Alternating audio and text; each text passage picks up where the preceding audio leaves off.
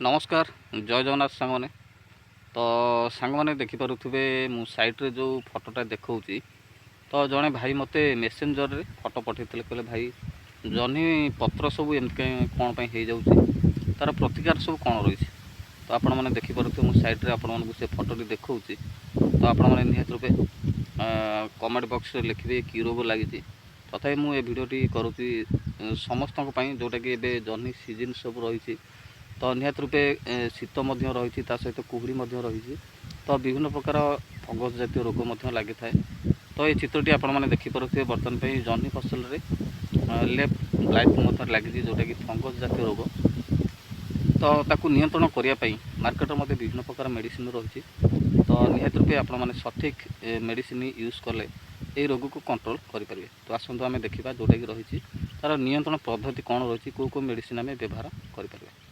देखो आसतु आम देखा जोटा कि रही जह्नी फसल ये जो पत्रर जो छिट छिट रोचे पत्र दाग रोचे पत्र कला पड़ जाऊँगी तो ये जो साइट्रे मुझे आपको देखा जो चित्रटी तो जड़े भाई मत मेसेंजर फोटो पठे तो फोटो देखी जना जाऊँगी ए फंगस जातीय रोग लगी जोटा कि रही लेफ्ट ब्लाइट रोग तो लक्षण पत्र हलदिया खईरा कला दाग और धीरे धीरे पत्र सुखी जाए तो ये रोग को नियंत्रण करने मार्केट में विभिन्न प्रकार मेडिसिन उपलब्ध रही तो आम सठिक मेडिसिन जदि प्रयोग करवा ताहले जह्नी फसल जो दाग सब देखा जाउची ताको नियंत्रण करिपरिबा। तो आसतु आम जानिबा ये रोग पई कि मेडिसिन आम व्यवहार करिपरिबा। तो प्रथम तो रही आजोक्स्ट्रोबिन 18.2% ता सहित डाइफेनकोनाजोल 11.4% SC तो मिक्स लिक्विड आपण माने मार्केट रू मध्य आनी परिबे। तो विभिन्न कंपनी मिलूँ तार डोज रही प्रति लिटर पानी रे 1 ml दे व्यवहार करें। 15 लिटर पंप रे आम व्यवहार कर 15 ml और 18 ରୁ 20 लिटर पंप रे जदि आम व्यवहार करें 18 ରୁ 20 ml दे व्यवहार करें।